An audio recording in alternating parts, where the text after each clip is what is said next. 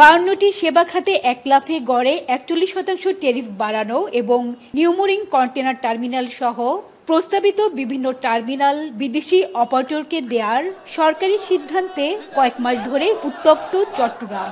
15ই October থেকে বন্দর বর্ধিত হারে মাশুল আদায় শুরু করলেও থামেনি আন্দোলন। এর মধ্যেই বর্ধিত ট্যারিফের প্রজ্ঞাপনের বৈধতা চ্যালেঞ্জ করে হাইকোর্টে রিট করে মেরিটাইম ল সোসাইটি নামে একটি সংগঠন।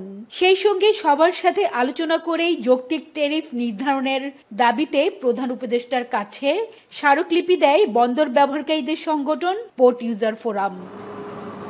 সোমবার লালদিয়াচরে কন্টেনার ইয়ার্ড উদ্বোধন করে নৌ উপদেষ্টা বলেন, ব্যবসায়ীরা নিজেদের স্বার্থে ট্যারিফ বাড়ানোর বিরোধিতা করছে। এ বিষয়ে আদালতকে বোঝানো হবে।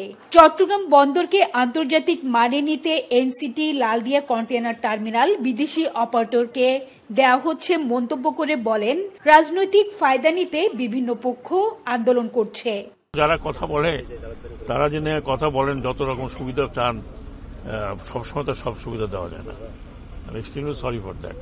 কিন্তু এই ট্যারিফের ব্যাপারে কোর্ট নির্দেশ দিয়েছে, আমরা কোর্টের নির্দেশ মেনে এক মাস বন্ধ রাখবো, কিন্তু কোর্টকে ডেফিনেটলি আমরা বোঝাবার চেষ্টা করবো যে আমরা এটা বাড়ালাম।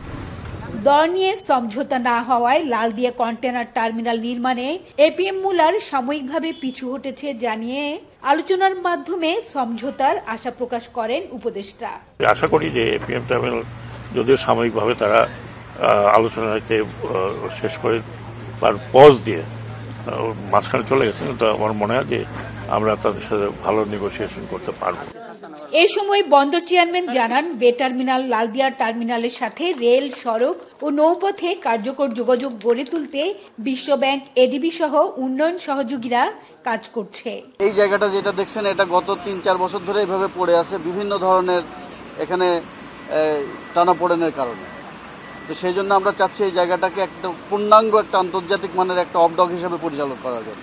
এবং এখানে আমরা এলসিএল কার্গোগুলো অপারেট করতে পারবো, যেহেতু আমাদের সিএফএস শেড আছে এবং পাশে আমরা ইয়ার্ডের সম্প্রসারণ করলে এখানে মেন যে ঢাকা-চিটাগং হাইওয়ের সাথে ট্রাফিকের সাথে কোনো সমস্যা হবে না এবং এই জায়গা করলে আমাদের এফিসিয়েন্সি গেইন অনেক বেড়ে যাবে। আমার মনে হয় এই জায়গাটা দিয়ে হয়তো আমরা অ্যারাউন্ড 30% গেইন করতে পারবো।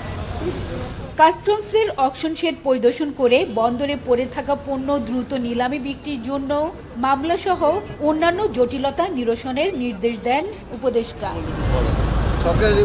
হাজারী শিউলি, এখন চট্টগ্রাম।